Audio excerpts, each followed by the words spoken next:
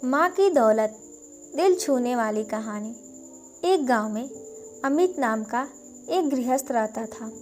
उसकी पत्नी का नाम गंगा था। उनको 2 बेटे और 2 बेटियां थीं। एक छोटा सुखी परिवार था। अमित ने अपना सब पैसा उसके बेटे और बेटियां, इनकी पढ़ाई, शादी और उनके लिए अच्छे घर बनाने में खर्च कर दिया। अमित के बेटे और बहू स्वार्थी थे। माँ बाप ने इतना सब किया था, फिर भी अमित को अपने बेटे बहू के रेहुमो कर्म पर जीना पड़ता था। उन दोनों को बेटों और बहुओं से बहुत ज़्यादा हीनता और अपमान का बर्ताव मिलता था। अचानक एक दिन अमित की मृत्यु हो गई। उसकी वजह से वो बेचारा तो इस दर्द से मुक्त हो गए, पर गंगा मात्र अकेली रह गई। गंगा ऐसे ही उदास मन स्थिति में मंदिर गई। वहाँ उसे उनकी बचपन की सहेली शांता मिली। उसे देखकर उसे अच्छा लगा। गंगा को उदास देखकर शांता ने गंगा से उसके उदासी का कारण पूछा। गंगा ने अपने दुखी जीवन का विवरण उसे बताया। वह सब सुनकर शांता ने उसे गुप्त में कुछ तो कहा। वो सभी सुनकर गंगा को थोड़ा सा आधार मिला। दूसरे दिन सुबह जिस प्रकार शांता के बताए अनुसार शांता एक बैग लेकर गंगा के पास गई और वह जैसे पहली बार ही मिल रही हो ऐसा बर्ताव किया। शांता ने गंगा को गले लगा लिया। गंगा ने शांता को पूछा, शांता, तुम यहाँ हमारे गांव में कब आई और किसके घर ठहरी हो? गंगा की दोनों बहू गंगा की आवाज़ सुनकर तुरंत अंदर से बाहर आईं। उन दोनों को देखकर शांता बोली, अरे मैं दूसरे घर पर कहाँ रहूँ? हम दोनों मौसेरी बहनें हैं, तो भी सगी बहनों से ज़्यादा हमारा रिश्ता अटूट है। मुझे जीजा जी गुजर गए मालूम पड़ा, इसलिए मैं तुम्हें मिलने के लिए और भेंट देने के लिए आई हूँ। पहले दिन तय किए अनुसार गंगा बोली, शांता, तुम मुझे मिलने के लिए आई, यह सुनकर बहुत अच्छा लगा, पर तुम मुझे भेंट देने के लिए कुछ लाई हो, उसका अर्थ मुझे कुछ समझ में नहीं आया। शांता जानबूझकर रोने का सुर निकालकर बोली, अरे गंगा, मुझे पता है कि आप दोनों ने अपने सभी पैसा बेटे बेटी के पढ़ाई, शादी और उनके लिए अच्छा घर बनाने के लिए खर्च कर डाले। आप दोनों ने खुद के लिए कुछ भी नहीं रखा। यह सब ठीक है, क्योंकि आपके बेटे और बहुएं सभी अच्छे हैं, इसलिए वह तुमसे प्यार से बर्ताव करते हैं, तुम्हें अच्छे से संभालते हैं, इसका मुझे पूरा भरोसा है। लेकिन हमारे यहाँ पर सब उल्टा है। हमारी आर्थिक परिस्थिति अच्छी होकर भी बेटे पढ़े नहीं, इस वजह से वह कोई भी उद्योग धंधा करते नहीं हैं। उनको सिर्फ बैठकर खाना आता है। अमीर है, इस वजह से उनके शादी भी हो गई, परंतु उनकी पत्नियां हम दोनों का बार बार अपमान करती रहती हैं और मेरे बच्चे वह देखकर भी कुछ नहीं बोलते उन्हें।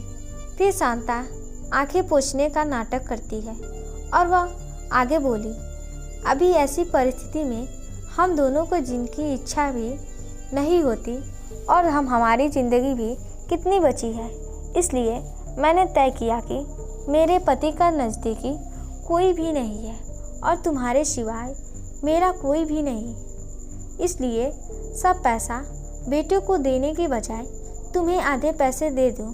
ऐसा विचार करके मैं मेरे पति की रजामंदी से 25 तोला वजन के 10 से 12 सोने के गहने और 50,000 इस बैग में लाई हूँ।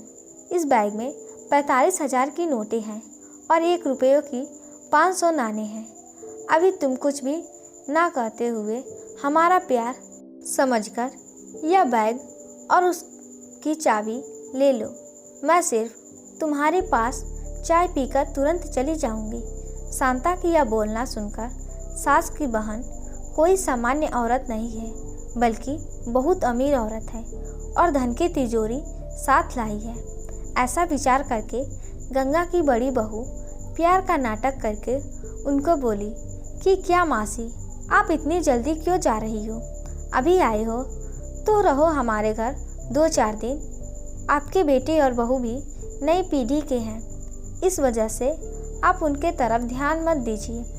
आप दोनों पति पत्नी ने आपका जीवन यशस्वी किया है, वैसे ही हमें भी उस बारे में मार्गदर्शन दिया तो अच्छा होगा, और कैसे जीवन जीना है हमें भी समझ में आ जाएगा। तभी शांता उसे बोली, मेरे पति के दोस्त आज प्लेन से रात को 12 बजे हमारे घर आने वाले हैं, इस वजह से मुझे जाना होगा। हर एक मनुष्य की ज़िंदगी में ऐसा प्रसंग आता ही है कि जिसकी वजह से उसकी आंखें खुलती हैं और वह मनुष्य समझदार होगा तो उसे मार्ग दिखता है। ऐसा बोलकर शांता चाय पीकर वहाँ से चली गई। शांता के जाने के बाद गंगा के दोनों बेटे और बहुएं उससे बहुत अच्छा बर्ताव करने लगे, बहुत प्यार और देखभाल करने लगे। गंगा खाना खाने के बाद रात को अपने रूम में जाकर दरवाजे की कुंडी लगा देती। शांता ने दिए हुए पैसे पत्थर पर पीटकर बजाती गिनती थी। नाड़ों का आवाज़ रात के समय स्पष्ट उनके बेटे और बहू को सुनाई देता था और उनका गंगा पर ज़्यादा प्यार बढ़ने लगा। ऐसा 5-6 महीने तक चलता रहा, लेकिन पैसे गिरने का काम मात्र ख़त्म नहीं हो रहा था और ये सिलसिला गंगा ने अपने मरने तक चालू रखा। गंगा के आखिरी 6 साल खुशियों में बीते, परंतु एक दिन अचानक गंगा की मृत्यु हो गई। उसके जाने के बाद रिवाज और लोक लाज के लिए उसके बहुओं ने और बेटों ने आंसू बहाए। फिर उन्होंने शमशान से आने के बाद उन्होंने तुरंत माँ के रूम में जाकर उस बैग का ताला खोला और क्या उनको धक्का लगा, क्योंकि उसमें सिर्फ पुराने समाचार पत्र, 4-5 वजनदार पत्थर और सिर्फ 1 रुपया था। वो रुपया भी पत्थर पर पीटने पर पूरा का पूरा खराब हो गया था। तो दोस्तों, उम्मीद करते हैं कि यह कहानी आपको पसंद आई होगी और यह कहानी आपको कैसी लगी और इस कहानी से आपको क्या शिक्षा मिलती है हमें कमेंट करके बताएं। और कहानी अच्छी लगी है तो वीडियो को लाइक करें और ऐसे ही कहानियों के लिए हमारे चैनल को सब्सक्राइब करें और वीडियो को ज़्यादा से ज़्यादा शेयर करें। धन्यवाद।